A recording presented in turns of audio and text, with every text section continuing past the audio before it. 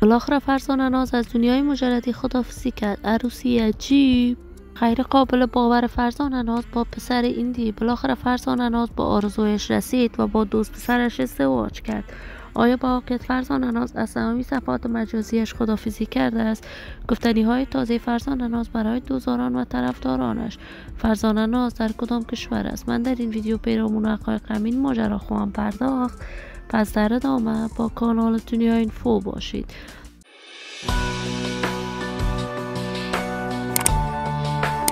سلام و سلامتی نثار تک تک از شما دوستداران ترجمنده کانال دنیا اینفو.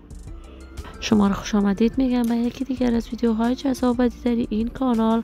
اگر دوست کانال دنیا اینفو باشید، پس برای حمایت بیشتر از این کانال علامت سابسکرایب را فشار دهید تا ویدیوهای دیگر کانال دنیا اینفو را از دست ندهید. فرزانه ناز دختر خانم هنرمند چهره شناخته شده محبوب و مطرح در میان مردم افغانستان است. فرزانه ناز از سن نوجوانی علاقه فراوانی داشت تا در سینمای افغانستان فعالیت‌های چشمگیری داشته باشد. اما فرزانه ناز این زمان نتوانست در سینمای افغانستان را پیدا کند و بالاخره هنر موسیقی را انتخاب کرد. آهنگ‌های بیشماری سرود که تاکنون آهنگ‌های فرزانه ناز در میان مردم افغانستان شهرت و محبوبیت خاصی دارد.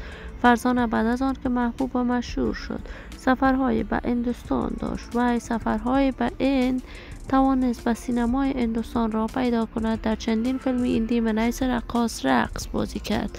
این همه در حالی است که فرزانه ناز برای همیشه از هنر موسیقی خداحافظی کرده است و مصروف صفحات مجازیش بالخصوص تیک تاک بوده است و همواره لایف می آید و یگانه درآمدش از همین طریق بوده است. این همه در حالی است که تصاویر فرزانه ناز در صفحات مجازی نشر می شود که وی ازدواج کرده است.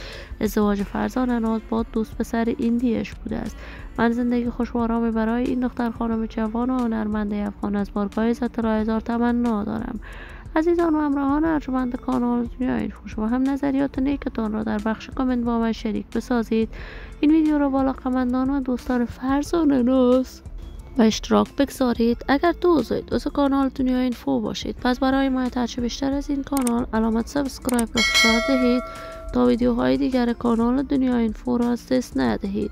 تا درود دیگر تمام شما نازنینان ارجمند کانال دنیا اینفو را به الله منان امانت گذاشته. موفق کامیاب باشید.